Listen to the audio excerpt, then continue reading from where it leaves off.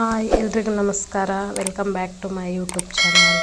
ಇವತ್ತು ಯಾವ ರೆಸಿಪಿ ಮಾಡ್ತಿದ್ದೀನಿ ಅಂದರೆ ಈವ್ನಿಂಗ್ ಟೈಮಲ್ಲಿ ಸ್ನ್ಯಾಕ್ಸಿಗೆ ಇದೊಂದು ಬೆಸ್ಟ್ ಐಡಿಯಾ ಮತ್ತು ತುಂಬ ಈಸಿ ಕೂಡ.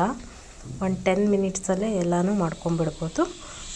ಇದನ್ನು ಮಾಡೋದು ಯಾವ ರೀತಿ ಅಂತ ಅಂದರೆ ಫಸ್ಟ್ ಒಂದು ಪಾತ್ರೆಯಲ್ಲಿ 3 ಟೇಬಲ್ ಸ್ಪೂನಷ್ಟು ಕಡಲೆ ಹಿಟ್ಟು, 1/4 ಸ್ಪೂನಷ್ಟು ಅಕ್ಕಿ ಹಿಟ್ಟು ಮತ್ತು ಅರ್ಧ ಟೀ ಸ್ಪೂನಷ್ಟು ಅಚ್ಚ ಖಾರದ ಪುಡಿ, ರುಚಿಗೆ ತಕ್ಕಷ್ಟು ಉಪ್ಪು, ಇದು ಅರ್ಧ ಟೀ ಸ್ಪೂನಷ್ಟು ಅರಿಶಿನ ಪುಡಿ, ಇದನ್ನೆಲ್ಲ ಹಾಕಿ ಚೆನ್ನಾಗಿ ಮಿಕ್ಸ್ ಮಾಡ್ಕೊಳ್ಳಿ.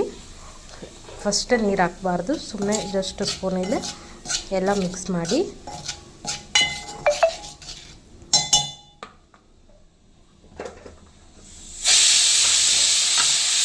ಇದಕ್ಕೆ ಕಡಲೆ ಬೀಜನ ಹಾಕ್ಕೋಬೇಕು. ಅದನ್ನೇನು ಎಣ್ಣೆಲಿ ಫ್ರೈ ಮಾಡಬೇಡಿ, ಡೈರೆಕ್ಟ್ ಕಡಲೆ ಬೀಜನ ಹಾಕಿ 1 ಬೌಲಷ್ಟು. ಇದನ್ನೆಲ್ಲ ಹಾಕಿ ಸ್ವಲ್ಪ ನೀರು ಹಾಕ್ಕೊತ ಮಿಕ್ಸ್ ಮಾಡ್ಕೋಬೇಕು. ತುಂಬ ತೆಳು ಮಾಡ್ಕೋಬಾರ್ದು, ಉದುರು ಹಾಕಬೇಕು. ಆ ಥರ ಸ್ವಲ್ಪ ನೀರು ಹಾಕ್ಕೊತ ಮಿಕ್ಸ್ ಮಾಡ್ಕೊಳ್ಳಿ. ನೋಡ್ತಿರ್ಬೋದು, ನಾವು ವಿಡಿಯೋದಲ್ಲಿ ತೋರಿಸ್ತಿರೋ ಹಾಗೆ ಮಿಕ್ಸ್ ಮಾಡ್ಕೋಬೇಕು.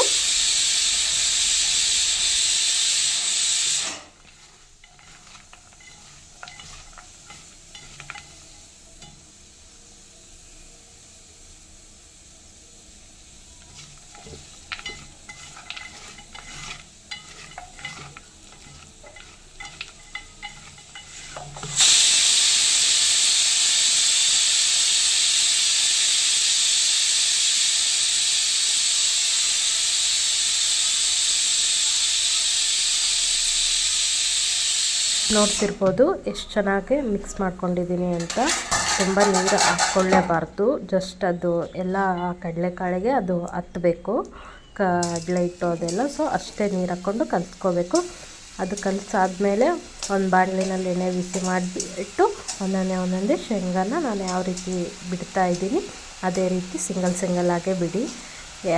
ಎಲ್ಲ ಸೇರಿ ಬಿಟ್ಟರೆ ಫುಲ್ ಗಟ್ಟಿ ಎಲ್ಲ ಒಂದೇ ಹತ್ರನೇ ಕುತ್ಕೊಂಡ್ಬಿಡುತ್ತೆ. ಸೊ ನಾನು ಬಿಡ್ತಿದ್ದೀನಲ್ಲ ಒಂದೊಂದೇ ಪೀಸು, ಅದೇ ಥರ ಬಿಡಿ. ತುಂಬ ಚೆನ್ನಾಗಿರುತ್ತೆ. ಸ್ಲೋ ಆಗುತ್ತೆ ಬಟ್ ಚೆನ್ನಾಗಿ ಆಗುತ್ತೆ.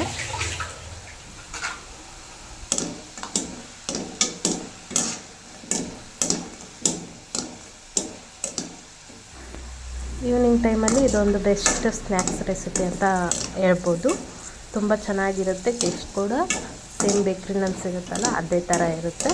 ಔಟ್ಸೈಡ್ ತಂದು ತಿನ್ನೋದ್ಕಿಂತ ಮನೆಯಲ್ಲೇ 10-20 ಮಿನಿಟ್ಸ್ ಇದ್ದರೆ ಸಾಕು, ನಾವೇ ಮನೇಲಿ ಮಾಡ್ಕೋಬೋದು. ಈ ರೆಸಿಪಿ ನಿಮ್ಗೆ ಇಷ್ಟ ಆಗಿದ್ದರೆ ಪ್ಲೀಸ್ ನನ್ನ ಚಾನಲ್ನ ಸಬ್ಸ್ಕ್ರೈಬ್ ಮಾಡಿ, ಹಾಗೆ ಸಪೋರ್ಟ್ ಮಾಡಿ. ಧನ್ಯವಾದಗಳು.